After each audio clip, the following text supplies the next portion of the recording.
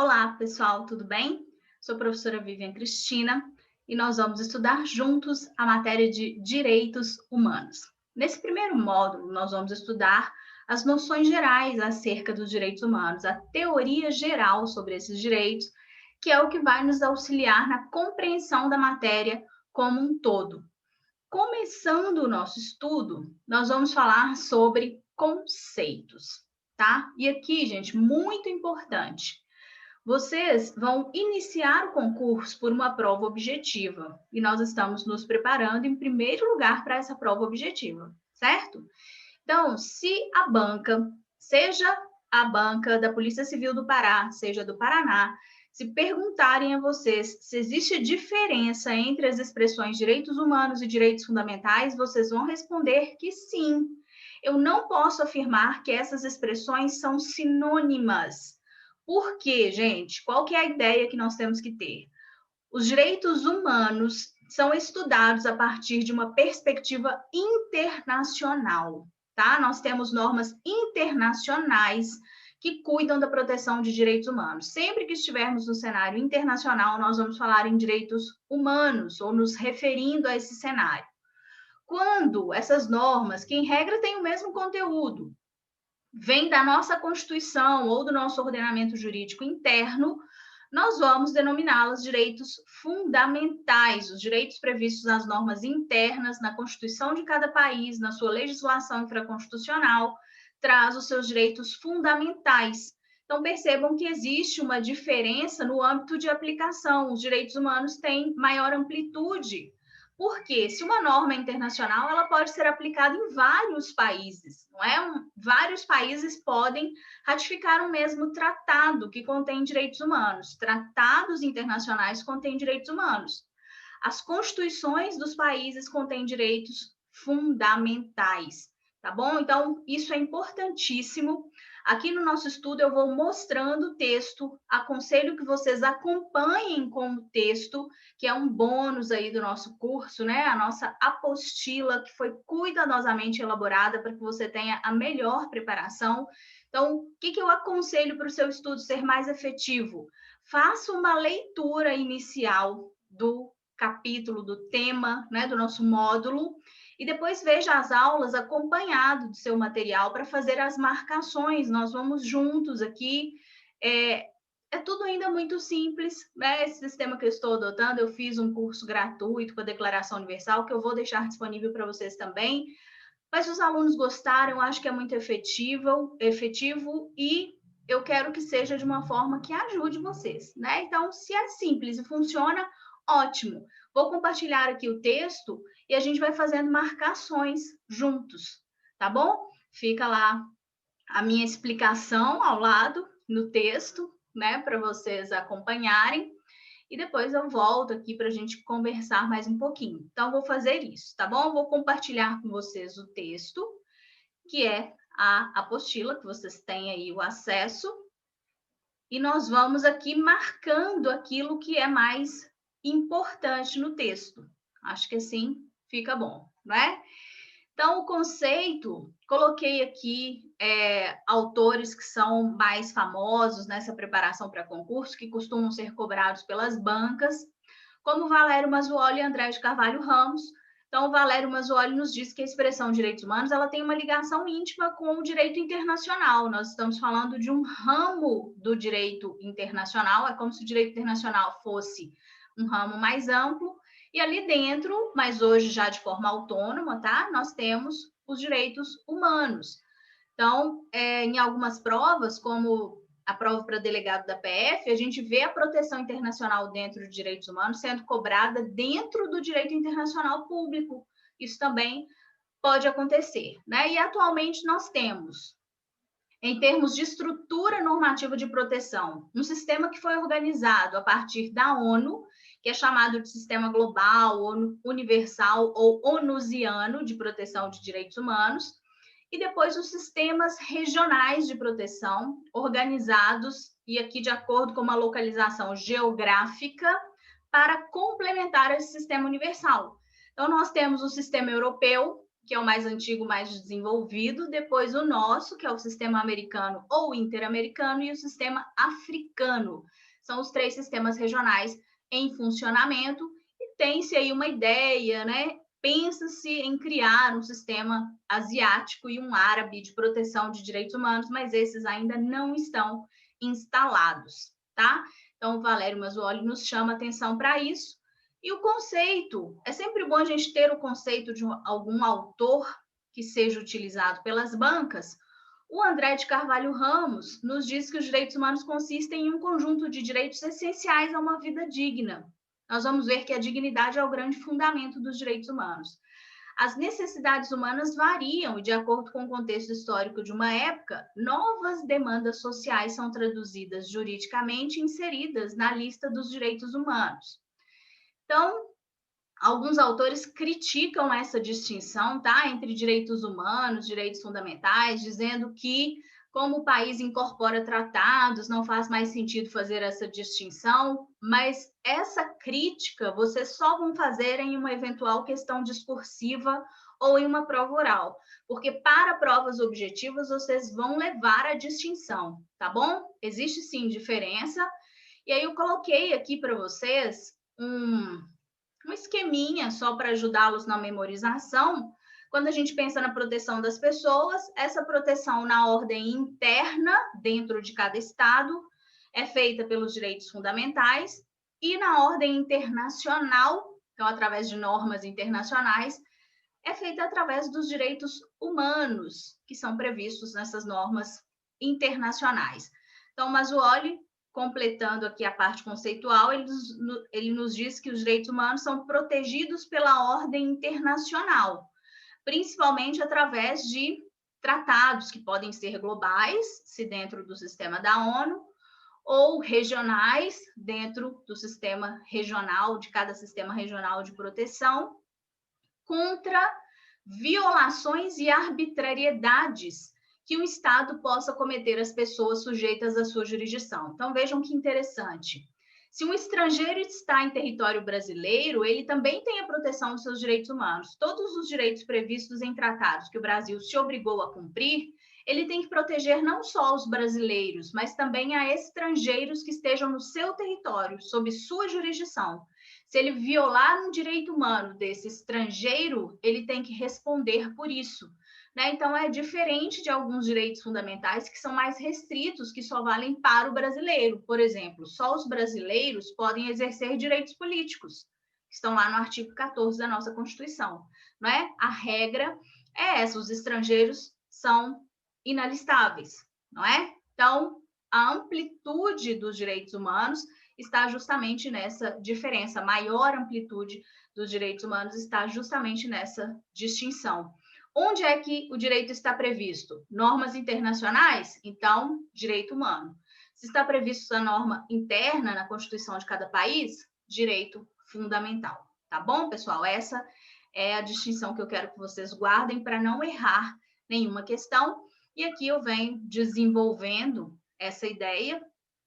O Mazzuoli fecha aqui com essa citação que é interessante. Os direitos humanos são direitos que garantem às pessoas sujeitas à jurisdição de um dado Estado meios de vindicação de seus direitos para além do plano interno, nas instâncias internacionais de proteção. Para que existe um sistema internacional? Se nós já temos direitos fundamentais, para que direitos humanos? Né? A gente até ouve muito isso, né? O pessoal pergunta, por que direitos humanos? Para que direitos humanos? É direito para proteger bandido? Não tem nada disso, né, pessoal? Então, isso é simplesmente de ignorância. Infelizmente, as pessoas conhecem pouco e julgam mal aquilo que elas não conhecem. Então, são direitos garantidos às pessoas de uma forma geral, basta ser pessoa, não tem nada a ver aí com proteção ou de criminosos ou com qualquer tipo de impunidade, ao contrário. E se a pessoa sofre uma violação do seu direito e não consegue a proteção no âmbito interno, ela ainda pode se socorrer de um âmbito internacional de proteção. Então, quando o Estado falha na proteção primária desses direitos, nós ainda temos uma esfera internacional de proteção, tá? Então, essa parte conceitual que é relevante aqui para o nosso estudo. Sobre terminologia, amplitude, fundamento e conteúdo dos direitos humanos. Então, já fizemos a distinção entre direitos humanos e direitos fundamentais, mas quero mostrar para vocês outras expressões que podem aparecer em questões. Primeira delas, direito natural. Essa expressão, segundo o André de Carvalho Ramos, está até ultrapassada, né? Porque direito natural tem a ver com aquele direito que nasce com o homem, que é inerente ao homem, ainda que não esteja escrito em lugar algum. Como nós já passamos dessa fase, a gente vai ver que uma das características dos direitos humanos é justamente a sua historicidade. Hoje nós nem teríamos mais direitos naturais, porque esses direitos estão sempre escritos em algum lugar, né? Então nem faria mais sentido pensar em direitos naturais, mas lembre-se que são aqueles direitos inerentes ao homem, quando a banca se eventualmente cobrar conceitos, né? Se eu falo em direitos que são inerentes ao homem, eu estou me referindo a direitos naturais, nascem com o homem, não precisam estar escritos em lugar algum. Direitos do homem também são direitos que têm uma relação com a expressão direitos naturais, né? Tem o que os autores chamam de uma expressão de cunho justnaturalista, porque se referem a direitos naturais, né, que são não escritos, não positivados, para proteger o homem sempre e em qualquer lugar. Então, mesma crítica já feita anteriormente, se são não escritos, não positivados, é difícil encontrar esses direitos, dar exemplos desses direitos, porque os direitos já foram escritos, já foram positivados, né? A gente vai ver as gerações de direitos humanos ao longo do nosso estudo. E o Supremo, em alguns momentos, já disse que ainda teríamos como direitos do homem, mas o óleo que traz esses exemplos, o direito à fuga e o direito à autodefesa, seriam exemplos desses direitos naturais, desses direitos do homem, tá? Não escritos, não positivados. Então, direitos naturais e direitos do homem nos remetem à mesma concepção justnaturalista. Direitos que nascem com o homem e que não foram escritos, não foram positivados, são inerentes ao homem. Expressões em desuso, tá bom? Porque já escrevemos, já positivamos os nossos direitos, especialmente após o século XVIII. Outra expressão que pode aparecer, direitos individuais.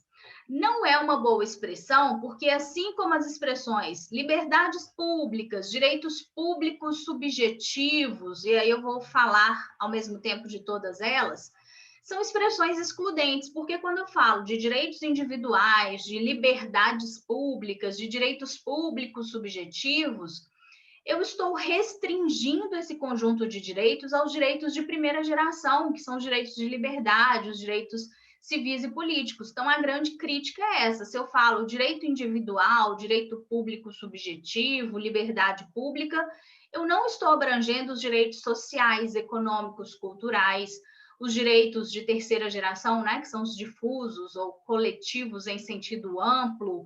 Então, são expressões adequadas só para uma geração ou dimensão de direitos, né? E elas podem ser usadas para se referir a essa primeira geração, mas não devem ser utilizadas quando você quer se referir a direitos humanos como um todo, tá? Porque são expressões excludentes.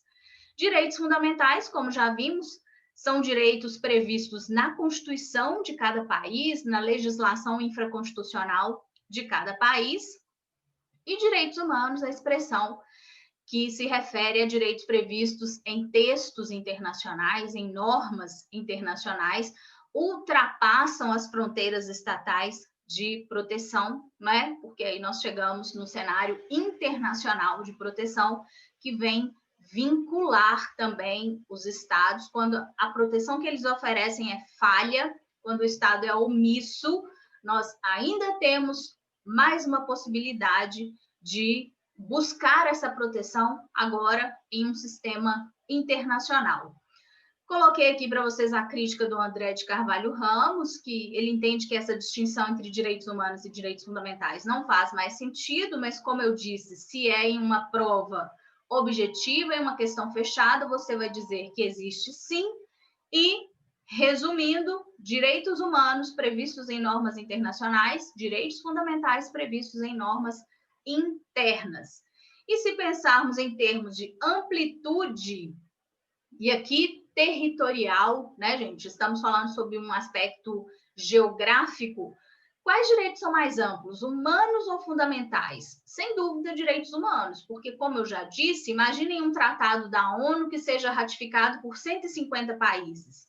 É um tratado que vai ser aplicado no território de 150 países, ao passo que um direito fundamental só se aplica no território de determinado Estado. Se é um direito fundamental brasileiro, território brasileiro. Se é um direito fundamental alemão, no território da Alemanha. Né? Então, a amplitude dos direitos humanos, pensando em termos geográficos, territoriais, é maior, tá? Também costuma ser questionado em provas.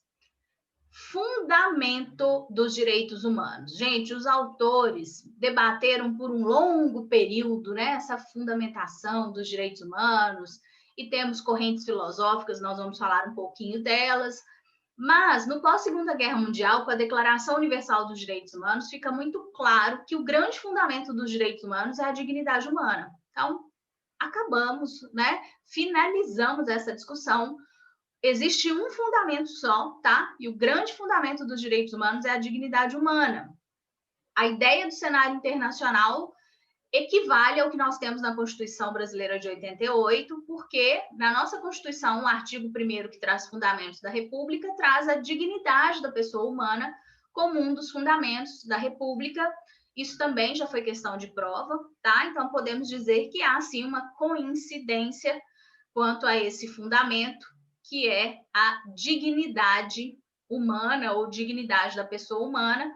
Coloquei aqui para vocês entenderem, a dignidade deve ser compreendida como uma qualidade intrínseca que se atribui a cada pessoa pelo simples fato de existir. Então, só porque eu existo, só porque eu nasci, eu sou pessoa e eu tenho dignidade. Né? Não se faz necessário cumprir qualquer requisito para que eu tenha dignidade. Então, essa ideia é interessante, é a que vai nortear todo o sistema internacional de proteção e que também serve como diretriz aqui no nosso sistema interno, já que a Constituição estabelece como um dos fundamentos da República. Né? Até coloquei uma menção aqui para vocês do artigo 1º da Declaração Universal: todas as pessoas nascem livres e iguais em dignidades e direitos, são dotadas de razão e consciência e devem agir em relação umas às outras com espírito de fraternidade, tá? Então, o grande fundamento dos direitos humanos é a dignidade da pessoa humana. Coloquei aqui para vocês princípios basilares, isso aqui já apareceu em prova. A dignidade é o fundamento, né? Mas nós teríamos uma ideia mais ampla de princípios basilares nos quais se fundam os direitos humanos. Então, olha só, se a banca perguntar qual é o fundamento, dignidade. Se perguntar sobre princípios basilares, aí é mais de uma ideia. E aí o André de Carvalho Ramos menciona a inviolabilidade da pessoa, porque não se pode impor sacrifícios a uma pessoa visando ao bem-estar da coletividade. O homem não pode ser usado como um fim, porque como instrumento, me perdoem, porque o homem é um fim em si mesmo. Então, eu não posso prejudicar uma pessoa buscando o bem-estar da coletividade, né? Essa ideia não é válida, viola a nossa dignidade. A autonomia da pessoa, cada um é livre para praticar qualquer ato, desde que não prejudique terceiros. E a ideia da dignidade da pessoa, núcleo-fonte de todos os direitos do cidadão, segundo o qual todas as pessoas devem ser tratadas e julgadas de acordo com seus atos, tá? Então, vamos reforçar aqui. Fundamento dos direitos humanos, dignidade humana. Se eu quiser pensar de uma forma mais ampla em princípios basilares, pode aparecer na questão, ela pode estar querendo, né? Isso que o André de Carvalho Ramos traz aqui, que são inviolabilidade da pessoa, a autonomia da pessoa e a dignidade da pessoa. E qual seria a característica marcante do conteúdo dos direitos humanos? Vou até colocar de outra cor aqui. E aqui nós temos uma característica que se destaca e ela se refere ao conteúdo, tá, gente? Que é a indivisibilidade. Nós vamos ver aqui a distinção entre direitos civis e políticos, sociais, econômicos e culturais, mas é uma divisão meramente didática, porque eles formam um todo, um conjunto, né, que é indivisível, que é complementar. Então, característica marcante acerca do conteúdo dos direitos humanos, indivisibilidade. Aí um exemplo legal aqui trazido pelo Valério Mazzuoli. Tomando-se como exemplo clássico o direito à vida, que é um direito de conteúdo liberal, ou seja, de primeira geração, né? Então ele faz aqui uma correlação entre as gerações. Pode-se facilmente constatar que esse direito não se limita à vida física, abrangendo também todos os desdobramentos decorrentes das condições que essa mesma vida deve ter para que seja realizada em sua plenitude. Condições tais que decorrem dos direitos econômicos, sociais e culturais, que são direitos de igualdade, segunda geração. Assim, os direitos humanos se complementam e não se dividem em gerações ou dimensões por serem indivisíveis. A gente só divide em gerações ou dimensões para estudar, mas na prática eles são indivisíveis, tá?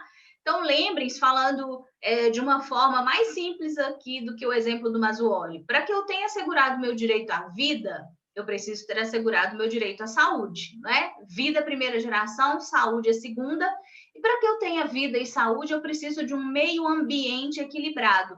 Meio ambiente equilibrado é direito de terceira geração. Então, vejam como eu preciso de todas elas, que todas elas sejam garantidas, né? Que todos esses direitos sejam efetivados para que eu tenha dignidade. Por isso que nós vamos dizer que o conteúdo dos direitos humanos é indivisível, porque os direitos eles se complementam, né? Eles se interrelacionam, tá? Então, não confundir. Nós dividimos sim em gerações e as bancas adoram fazer essa pegadinha, mas isso não significa que eles sejam divisíveis, eles são indivisíveis. Tá bom, pessoal? Então, nós vamos finalizar aqui a primeira parte, né? Concluímos aí conceito, terminologia, amplitude, fundamento e conteúdo. E vamos seguir aqui com algumas classificações e fundamentação filosófica para fecharmos essa teoria geral dos direitos humanos. Qualquer dúvida, vocês podem entrar em contato pelo meu e-mail, que é vicristina.santos@gmail.com. Quem ainda não segue, me acompanhe lá no Instagram, dicas diárias, tem vídeos, tem questões, enquetes, participem, @humanizando direitos. E tem um canal legal no Telegram também, com dicas diárias, com questões, tem interação, que é o Humanizando Direitos. Esse ano eu estou também retomando a minha atividade lá no meu canal no YouTube, que ficou um tempo parado, mas agora eu estou postando vídeos com frequência, então procurem lá Vivian Cristina, que tem vídeos para vocês revisarem aí o conteúdo de direitos humanos e de direito constitucional. Tá bom, pessoal? Qualquer dúvida, estou à disposição. Bons estudos para vocês. Até o nosso próximo vídeo.